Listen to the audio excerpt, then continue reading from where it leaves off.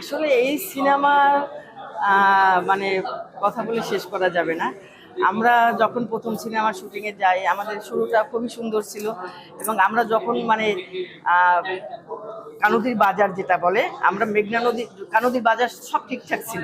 যখন একটা বোট, দুইটা তিনটা বোট আসলো, আমাদের সব জিনিসপত্র উঠলো বোটে, আমরা কোথায় যাচ্ছি শুটিংয়ের চরে।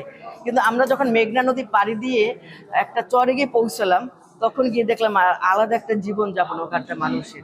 আমরা দু একদিন আমরা একটু কেমন কেমন মানে একটু ভয় ভয় ছিল, আমরা কিভাবে কি করবো, কিভাবে এদের সাথে মিশবো। কিন্তু এরপরে আমরা এদের সাথে মিশে গেছি। আর মিশে যাওয়া মানে কি, আমার মনে হচ্ছে পৃথিবীতে আমরা অনেক কিছু দেখি না, অনেক কিছু বুঝি না, অনেক কিছু খুঁজি না। নয়া মানুষ সিনেমা শুটিংয়ে আমরা অনেক কিছু পেয়েছি, অনেক কিছু দেখেছি, অনেক কিছু খুঁজেছি এবং অনেক কিছু পেয়েছি। নয়া মানুষ তো পেয়েছি। আপনি যেহেতু মঞ্চে কাজ করেন এবং আমরা জানি যে অনেক ভালো অভিনয় করেন, তো এই সিনেমাটার এক্সপিরিয়েন্সটা যদি এই ছবিটার এক্সপেরিয়েন্স আমার জন্য স্পেশাল। কারণ আমার জন্য স্পেশাল এই জন্য আমি আমার মিডিয়া এবং মঞ্চে কস্টিউম করেছি অনেক, কিন্তু আমার মিডিয়াতে এই প্রথম এবং বড় একটা প্ল্যাটফর্ম সিনেমাতে আমি কস্টিউম করেছি। এটা আমার জন্য খুব চ্যালেঞ্জিং ছিল, খুবই টাফ ছিল কস্টিউমের কন্টিনিউটি ঠিক রাখা। এবং কিছু আর্টিস্ট আমার থ্রু দিয়ে আমি ইনভলভ করিয়েছি। তো সেই জায়গাটাতে থেকে আমার জন্য এটা খুব চ্যালেঞ্জিং ছিল। হ্যাঁ, এবং শুধুমাত্র অভিনয়ের পাশাপাশি আমি যে কস্টিউমের কাজ এবং কাস্টিং এর কাজটাও করেছি, এইটা আমার জন্য খুব টাফ। হ্যাঁ, টাফ হয়ে গিয়েছিল। তো যাই হোক, অবশেষে আমরা খুব মানে ভালো মতো এই কাজটা তুলতে পেরেছি। সফলতা দেখতে যাচ্ছে নয়া মানুষ। হ্যাঁ, এটা একটা বড় ব্যাপার। তো আমার তো আমার এক্সপেরিয়েন্স দারুণ।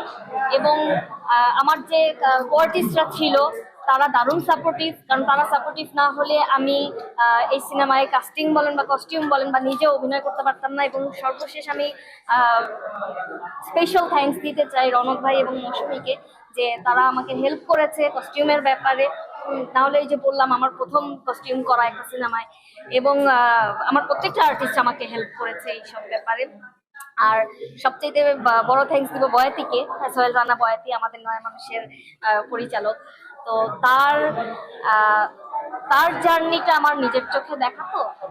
তো এটা বলে অ্যাকচুয়ালি বোঝাতে পারবো না, এটা ফিল করার বিষয়।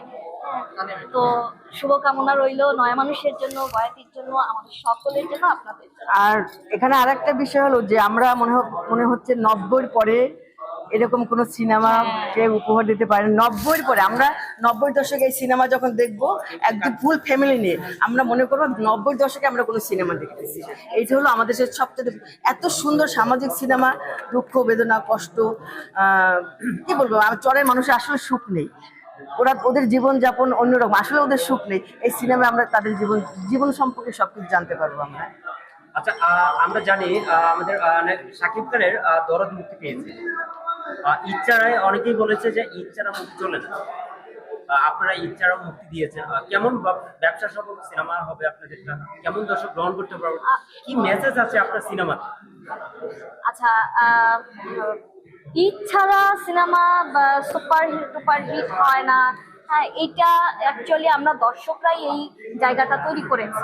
এই জায়গাটা থেকে বের হয়ে আসা উচিত। 12 মাস সিনেমা হওয়া উচিত, 12 মাস সিনেমা রিলিজ হওয়া উচিত।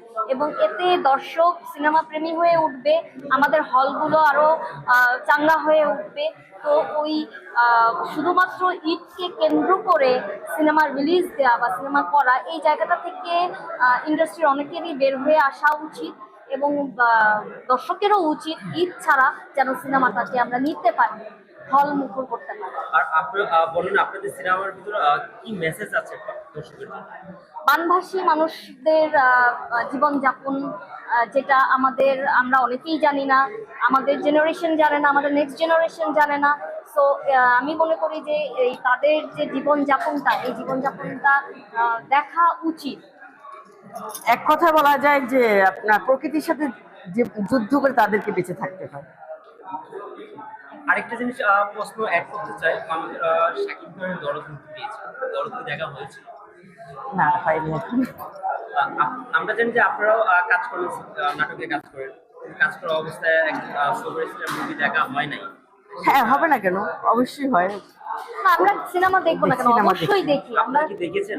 আমরা সিনেমা প্রিয়তমা দেখেছি। হ্যাঁ, সিনেমা তো অবশ্যই আমরা দেখি। প্রিয়তমা দরদটা দেখা হয়নি রিসেন্ট, কারণ যেহেতু আমরা আর্টিস্ট, আমাদের নিজেদেরও অনেক জায়গায় শুটিং এ ব্যস্ত থাকতে হয়, বিভিন্ন কাজে ব্যস্ত থাকতে হয়, সেই ব্যস্ততার কারণে দেখতে পারিনি। আমরা দেখি। আমরা অনেক